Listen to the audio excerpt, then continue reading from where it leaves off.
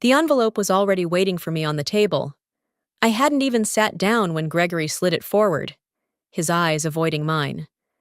Fixated instead on the young woman perched 2 chairs down. Madison, the kind of polished, overconfident smile that comes too easily when the game has already been won.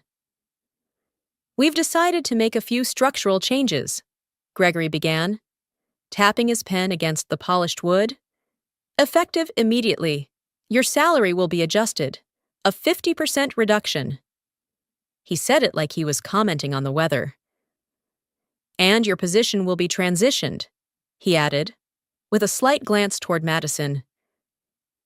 "We've appointed Madison as acting VP of operations. She's been preparing for this." That line stung harder than the numbers on the paper. "She's been preparing for this." I turned to Madison. She didn't even try to hide it. Her smirk gave her away. She knew, she had known. This wasn't abrupt. It was arranged. I'd been blindsided, but they'd rehearsed it. I blinked once. No gasp, no defense. Just a slow inhale as I stared at the envelope with my name printed cleanly on top. "Understood," I said, and stood up. 10 years at this company. 15. If you count the sleepless nights during the startup years. I had managed every crisis, stabilized every division, earned the trust of our biggest partners. And now I was being replaced by a 25-year-old with a family tree instead of a resume. No performance review, no warning, just a smile and an envelope. Madison reached out her hand like it was some passing of the torch. "I hope you'll stick around to help me transition. I know this must be sudden." Sudden? No, it was surgical. I didn't take her hand. I didn't say goodbye. I walked out without another word. But as the door closed behind me, I knew something they didn't. They had just fired the wrong woman, and I was about to show them exactly how wrong they were.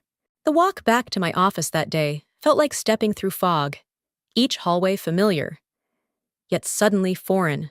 The glass walls, the sleek chairs, the framed mission statements I'd helped draft, all of it now felt like the backdrop of someone else's company.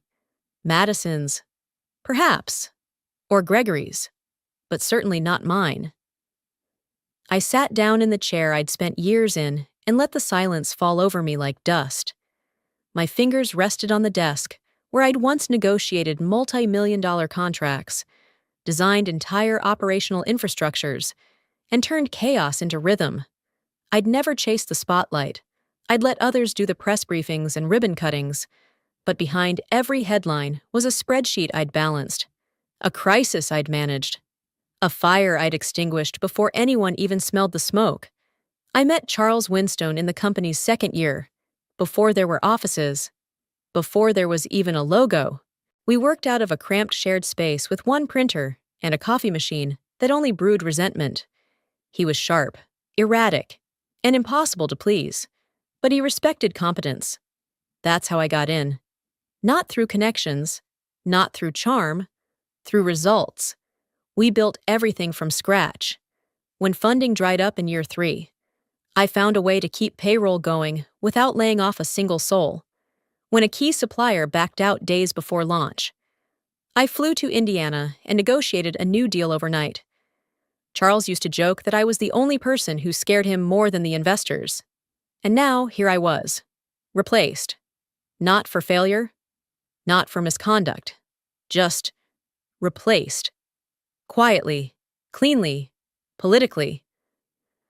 I stared at the stack of files on my desk, many of them signed by me, still in use, still forming the backbone of day-to-day operations. Pride swelled in my chest, but so did a bitter twist of grief.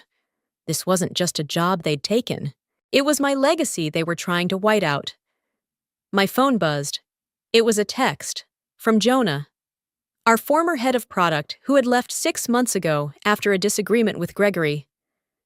"Lisa, I just heard. This is complete bulls. You built this place. I don't agree with what they did. I owe you more than you know." I stared at the message for a long moment, then turned off the screen. That one message did something Gregory's entire boardroom couldn't. It reminded me that my worth wasn't tied to the title they stripped from me. They could hand my position to anyone they liked. But the foundation? The bones of this company? They were still mine. The chair used to creak a little when I leaned back in it. Madison's legs didn't even touch the floor.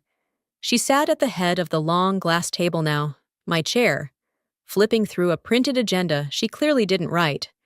Her voice was unnaturally chipper, like she was auditioning for a reality show instead of leading a boardroom meeting. "Oh, okay," she said, clapping once. "Let's streamline our vendor contracts and consolidate logistics in Q4. I think we can cut 30%. Maybe?" I blinked. 30%? She looked around for approval. No one spoke. A few nodded robotically. The same men who used to defer to me for strategy were now playing along. Eyes down, mouths shut. I clenched my pen so tightly I left marks in my palm. She had no idea what she was saying. Our logistics were already running lean. 30% cuts meant missed deliveries, unhappy clients, possible lawsuits. I could see it. They couldn't. Or worse, they did. And didn't care. I opened my mouth, then closed it. The new Lisa didn't speak unless she had to. When it came time to review departmental updates, Madison called on everyone but me. I wasn't on the new executive loop anymore. My job now, apparently, was to sit, smile, and serve as a relic of the old guard. Still, I listened carefully. Something wasn't right. Too many metrics were missing, too many generalizations with no supporting data. The CFO, Daniel, barely spoke. When he did, his numbers felt off. He kept glancing at me like he wanted to say something, then stopped himself. When the meeting ended, the room cleared faster than usual. Madison beamed as she shook hands with the VPs, oblivious to the tension she left hanging in the air like smoke. I stayed seated. Daniel hesitated at the doorway. Then, quietly, he circled back. He didn't speak, just slipped a folded printout under my notebook and walked away. I waited until the hallway was empty before unfolding it. It was a financial risk summary, unfiltered, raw, buried 2 levels beneath the sanitized dashboard she'd shown in the meeting. Profit margins were slipping. 2 major clients had pulled back contracts. Vendor disputes were rising. And there was a quiet memo from legal warning of a possible breach in compliance. None of this had been mentioned, so that's what they were doing. They weren't ignoring the storm. They were covering the windows and lighting candles. I folded the paper back up, slid it into my notebook, and left the boardroom. Anger burned beneath my skin, but I kept my steps even. They thought I was just another ghost of the old regime. Let them think it. They'd feel the aftershock soon enough. The late afternoon light spilled through the blinds in my apartment, washing the room in a dusty gold that made everything feel like memory. I hadn't planned to open the drawer that day, but something about that morning in the boardroom, watching Madison butcher strategy while Gregory nodded like a bobblehead, had stirred something deeper than anger. Grief. The kind that doesn't fade. It just waits. I reached into the bottom drawer of my bookshelf and pulled out the small mahogany box. Smooth. Weighty. Unmarked. Charles had given it to me himself. No context, no instructions, just a soft, hoarse whisper. "You'll know when." That was 9 months ago. 9 months since I watched the strongest man I knew wither in a hospital bed. Lungs drowning in silence. Voice fighting for clarity. I visited every day, not out of obligation, but because I couldn't imagine him dying alone. His family rarely came. Gregory always had an excuse. Too many meetings, too little time. Madison never once showed. Charles would squeeze my hand, even when he couldn't speak. Some days he'd drift in and out, others. He'd insist on sitting up just to talk for 5 minutes about quarterly forecasts or the weather in Shanghai. Still working, even as his body gave out. One afternoon, just weeks before he passed. He looked at me with eyes clearer than I'd seen in months. "Lisa," he rasped, "they don't know who you are, not really. But one day, they'll learn, when they're too late to stop you." I didn't understand it then. I only cried, squeezing his hand until the nurse came in. The day he died, he made the nurse swear she'd deliver the box to me directly. She kept her word. I kept my promise to wait until it mattered. And now, it mattered. I opened the lid slowly, my heart drumming. Inside were a few neatly folded documents, an embossed leather key fob, and a handwritten letter in his unmistakable scrawl. The letter said only one thing. "The Winstone Foundation holds what the board thinks they own. You are the steward. If they forget who you are, remind them, quietly." I ran my fingers over the letter, vision blurring. I wasn't just his VP. I was his contingency, his safeguard, his legacy. And now, their mistake. The ache in my chest deepened. But it wasn't sorrow anymore. It was clarity. A quiet, cruel clarity wrapped in mahogany and memory. They thought they had buried the last piece of Charles. They didn't realize he'd handed it to me. I should have seen it coming the moment the calendar invite hit my inbox. Team culture reset, all staff mandatory. The subject line was already a warning. Gregory never cared about culture, and Madison didn't even know how to spell it 2 months ago. But I went. I went because that's what professionals do, even when they're no longer wanted. The auditorium was packed, bright fluorescent lights, branded coffee cups on foldable tables, new posters hung on the walls, filled with stock photos of smiling interns and buzzwords like innovation, agility, relevance. I took a seat in the second row, where I used to sit when I ran these meetings, back when my words shaped policy, not small talk. Madison strutted onto the small stage like a contestant about to announce the top 5. She wore a mic and a fitted blazer she clearly borrowed from someone who'd earned it. Her voice rang out, peppy and artificial. "Today is about moving forward," she said, smiling with the energy of a YouTube influencer. "It's about shaking off the old habits and embracing a new culture, one that's younger, sharper, less heavy." A ripple of polite laughter spread. I sat stone still.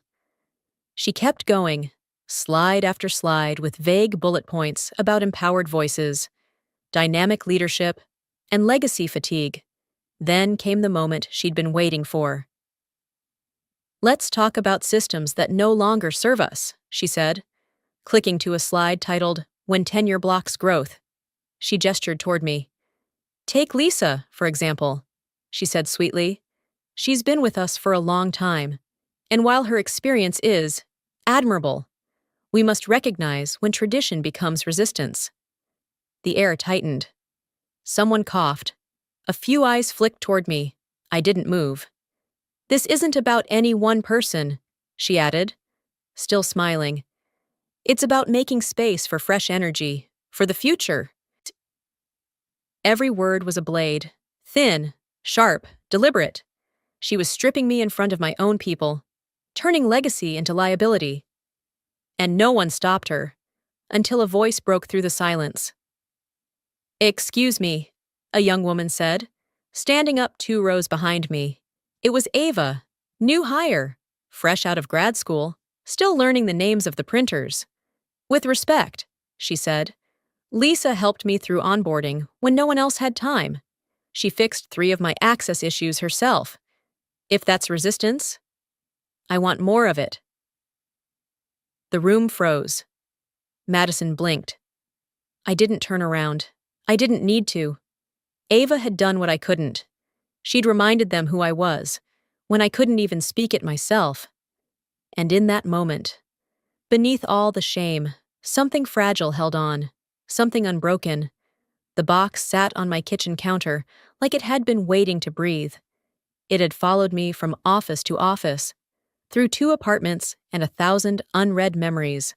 For 9 months, I kept it closed, not because I forgot, but because I wasn't ready. I'd told myself it was out of respect for Charles. But really, I'd been afraid of what it meant to open it, until now. I lifted the lid with steady hands. Inside, beneath the folded letter I'd already read, was a leather folio with a gold-embossed seal, the Winstone Foundation. I took it out and flipped it open. My name was there, printed, initialed, notarized. Lisa Renee Hall, legal trustee and steward of assets, Winstone Foundation. Attached was a unique alphanumeric code, instructions for accessing the digital portal, and a set of restricted control credentials. My heart skipped once, then steadied.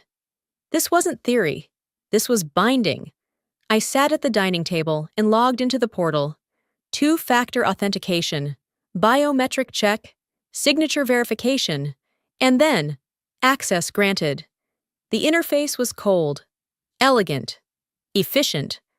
Dozens of portfolio assets, real estate holdings, offshore accounts, partner agreements, IP patents, executive power of attorney. I recognized many of the names, subsidiary firms, licensing contracts, even the commercial property deed to Winstone's headquarters. The foundation didn't just support the company, it quietly owned it. And through Charles's will, I now held full control. I dialed the number at the bottom of the screen, a contact marked Legal Counsel, activation only. The voice on the other end was calm, British, and startlingly prepared. "Ms. Hall," he said, "we've been expecting your call." "I need confirmation," I said. "I want no ambiguity. Do I have control?" There was a pause, a flicker of keyboard clacking. "Yes," he replied. "You are the sole legal trustee of the foundation. That gives you majority influence over any entity the foundation invests in, most notably Winstone Dynamics." My chest rose. "So I can remove executives, reassign assets, pause operations," he continued.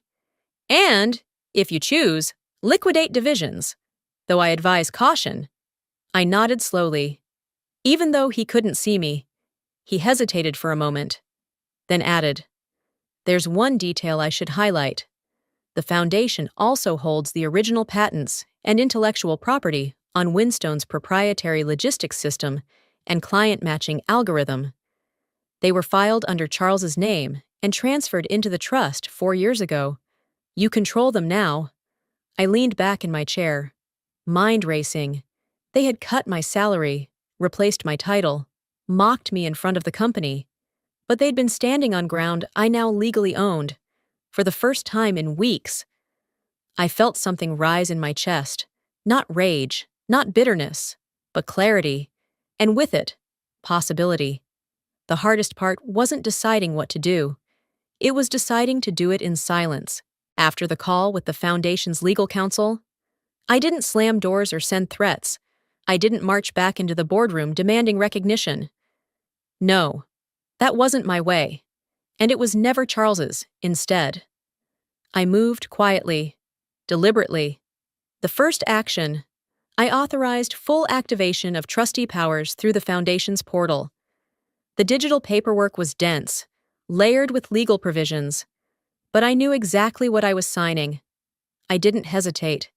Each click was a controlled detonation, triggered not with rage, but precision.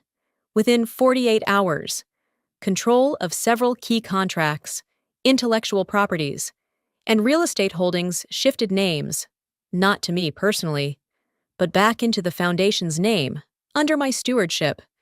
This included the lease agreement for Winston's headquarters, the licensing of their flagship algorithm, and, most notably, client data ownership clauses that had once been casually overlooked in buried partnership agreements. One by one, the pillars began moving. Still, I said nothing. Inside the company, things continued as usual, or so they thought. Madison was busy filming an internal video series about fresh voices and transformational leadership. Gregory had reportedly flown to Geneva for investor meetings. No one noticed that their legal footing was cracking beneath them. Until Thursday. That morning, I received an alert from the foundation dashboard. Client D, North America, had paused their payment schedule. This wasn't a small account. It was a $12.4 million logistics partnership, Winstone's second-largest revenue stream for Q3. The reason, written in formal email headers and firm tone, was simple. As per our long-standing agreement with Lisa Hall, we are suspending all pending transactions until we receive direct written confirmation from her.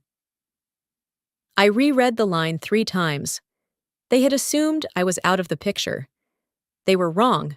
By noon, the finance department at Winston was scrambling. I watched the panic unfold in the background from my private terminal, a mirror image of the systems I once built. Requests were flying back and forth. Internal Slack channels lit up. No one knew why a top-tier client had gone dark. But I did. And I still said nothing. That was the difference between noise and control. Madison gave speeches. Gregory gave orders. But I signed the ground they stood on. And now, one signature at a time. I was pulling it back, not out of revenge, not yet, out of responsibility for the company I helped build, and the future I was about to reclaim. It began with an error message, just before 9 a.m. on a Monday. A project manager on the 5th floor tried logging into the customer analytics dashboard. Access denied. Then the CRM failed to load. Then came the Slack outage, the frozen admin panel, the finance team unable to approve payroll. Within 20 minutes, the entire operational spine of Winstone Dynamics went stiff. There were no alarms, no viruses, no angry hackers or screaming alerts. Just silence. Like someone had turned off gravity and no one had noticed until the furniture floated. I sat at home in my small apartment, sipping coffee, laptop closed. I didn't need to check the system logs. I knew what was happening. This was not a breach. This was ownership reclaiming itself. The foundation, now fully active under my legal authority, had retracted every digital and legal asset it controlled: systems, licenses, algorithms, client access permissions, and all embedded APIs. The intellectual property powering the company's engine had been leased, never sold, and the lease had quietly expired. No one had renewed it, because no one thought I mattered anymore. I imagined Gregory somewhere in a boardroom, barking at IT to just fix it, completely unaware that the man he was shouting at no longer had system access. Madison, likely refreshing her screen in panic, wondering why the upload she promised during a live webinar refused to launch. Downstairs, the legal department would be tearing through files, trying to understand how contracts suddenly had caveats they'd never noticed. They had never asked who owned the data pipeline, because back then, Charles trusted me to write the clause. And now, that clause had become their coffin. By 10:15 a.m., my inbox was full, some desperate, some passive-aggressive, all from people who had never once thanked me but were now begging for clarity. I didn't reply. I didn't need to. At 11:27 a.m., the final blow landed. Each member of the board received the same fax, yes, fax, sent directly from the Winstone Foundation's legal desk, stamped with the original seal and notarized signature, effective immediately. All assets currently held or co-managed by the Winstone Foundation are under the legal stewardship of Lisa Renee Hall. Any executive decisions, client renewals, or access permissions require her explicit authorization. I didn't announce it. I didn't post a press release or call a meeting. I simply let the facts speak. By noon, the company had no functioning product, no live dashboard, no customer access, and no idea how to get it back. And I went for a walk. No power trip, no gloating, just quiet air, cool against my skin. It felt like balance returning, for weeks. I'd sat in rooms where my voice was ignored, where my name was used only in past tense. Now, I didn't have to raise it at all. Gregory was unraveling. Madison was vanishing behind a wall of unread emails. People who once clapped when I was demoted were now asking who could save them. They wouldn't hear from me today, because this wasn't revenge. It was gravity being restored. And I was the one who flipped the switch. They scheduled the emergency board meeting for 8 a.m., calling it a critical realignment session. No agenda was circulated, no names were mentioned, but I knew exactly what they were hoping for. Damage control. The conference room was packed by 7:50 a.m., with executives nervously checking their phones, whispering in corners, trying to guess who would take the fall for the chaos. Gregory sat at the head of the table, sleeves rolled up, tie loosened to give the illusion of urgency. His usual smug composure had cracked. Madison was to his right, face pale, hands clenched, visibly rattled. She looked nothing like the woman who had once smiled while publicly dressing me down. The door opened at 8 a.m., and I walked in without a word. Conversations halted. I didn't wear a power suit or carry a speech, just a plain black folder and the same calm expression I'd worn the day they tried to erase me. That expression. I noticed. Now unsettled them more than rage ever could. Gregory stood halfway, as if unsure whether to greet me or guard himself. "Lisa," he started. "I don't think—" I placed the folder on the table and flipped it open, revealing a single page with 3 lines of text and 2 official seals. "I'm not here to debate," I said, evenly. "I'm here to confirm what you already received in writing." I turned to the board members, their faces tightening with recognition. "As legal trustee of the Winstone Foundation," I continued, "I now represent controlling interest in over 60% of this company's assets, including the intellectual property, headquarters lease, and strategic client data, which means, effective now, this board answers to me." The silence was so dense it hummed. Gregory opened his mouth, but the chairman of the board beat him to it. "We received confirmation last night," he said, avoiding my eyes. "Everything checks out." I looked at Gregory. "You can resign now, or be formally removed. Your choice." He stiffened, lips pressed into a thin line, after a long beat. He nodded. "I'll resign." I turned to Madison, who had shrunk into her chair. "As for you," I said, voice cool, "your title is being dissolved. You'll be reassigned to a support role in regional operations." Her face went blank, shock giving way to silent fury. "I suggest you start reading the manuals." I watched the words land, but I didn't linger. I had one final move. "I will not be resuming the role of vice president," I announced to the room. "Instead, I've appointed Ava Clark, operations manager in logistics, as acting VP, effective today." Gasps. Madison's face twisted. "Ava? The new hire who stood up for me in the town hall weeks ago?" "She's competent," I added. "She listens, and she remembers who built this place." The board scribbled. Cameras clicked. The press would hear by 12:15 p.m., but none of it mattered as much as the look on their faces, faces that once looked past me. Now they were forced to look at me. I didn't sit at the head of the table, because I didn't need a chair to wear the crown. I'd reclaimed more than a title. I'd reclaimed the center of gravity.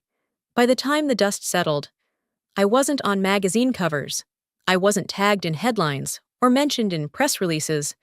And that was exactly how I wanted it. In the weeks after the boardroom shift, most assumed I had disappeared. Rumors swirled. Some said I had sold my shares and retired.